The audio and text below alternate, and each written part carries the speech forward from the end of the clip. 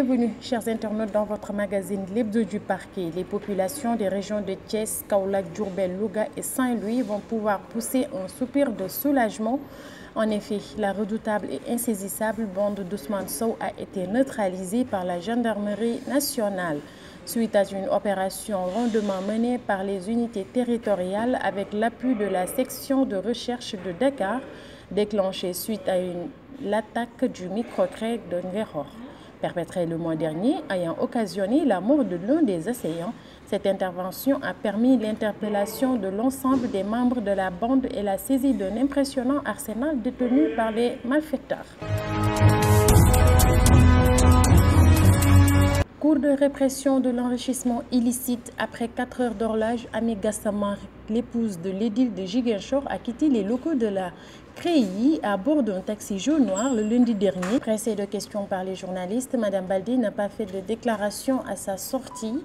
Pour rappel, elle est auditionnée pour recel de montant de 5 milliards de francs CFA.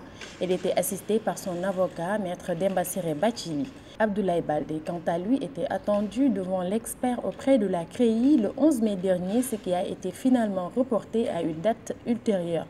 La commission d'instruction avait ainsi donné mission à l'expert Albouri Ndao d'évaluer les biens du maire de Ziguinchor. Il y a quelques mois, l'homme de l'art a déposé ses conclusions sur la table du président de la commission d'instruction. Parlons à présent de l'incendie meurtrier aux Parcelles Assainies. L'oncle de 5 enfants morts par asphyxie est en garde à vue. Mansour Diaz a été désigné comme le principal suspect dans l'incendie. Celui-ci est présenté par son entourage comme un alcoolique dépressif. Le feu a débuté dans la chambre de l'oncle des enfants, Mansour Diaz, qui souffre de troubles psychiques.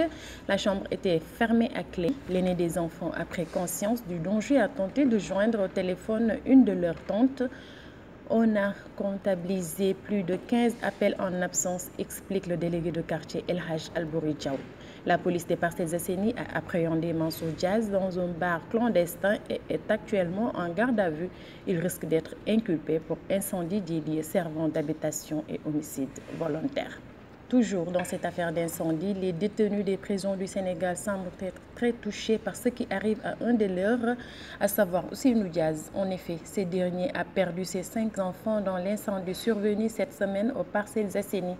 Le journal révèle que les détenus de la prison de Thiès, où est actuellement emprisonné Ousseynou Diaz, se sont cotisés pour soutenir leurs co-détenus. Ils ont ainsi rassemblé la somme de 150 000 francs CFA.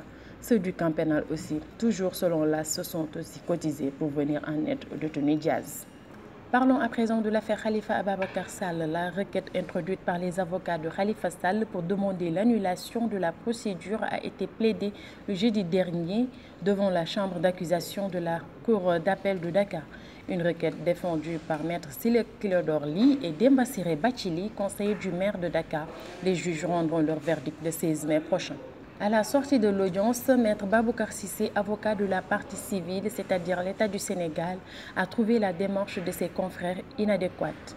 On est dans le cas d'une instruction. La chambre d'accusation est une juridiction d'instruction, mais de second degré. Le premier degré, c'est le juge d'instruction qui est saisi du dossier. Il est là pour poser des avis d'instruction, alors que la chambre d'accusation n'est là que pour l'annulation des actes d'instruction. Or, le rapport de l'IGE n'est pas un acte d'instruction. Nous estimons que tout a été fait pour semer la confusion. Peut-être ils ont quelque chose derrière la tête. Ils n'osent pas aller en procès, donc ils se disent on essaye de gagner du temps. C'est de bonne guerre, indique Maître Baboucar Cissé. 30 ans ferme en appel, il avait asséné 40 coups de couteau à sa copine italienne. Gora Mbengue ne sortira pas de prison que quand il aura 61 ans. Le Sénégalais avait été condamné en première instance à 30 ans de prison pour meurtre de sa copine en Italie, a vu la peine être confirmée hier par la Cour d'appel de Catane. Pour rappel, Gora Mbengue avait assassiné Veronica Valenti, une Italienne de 30 ans, le 26 octobre 2014 parce que la victime avait décidé de mettre fin à leur relation.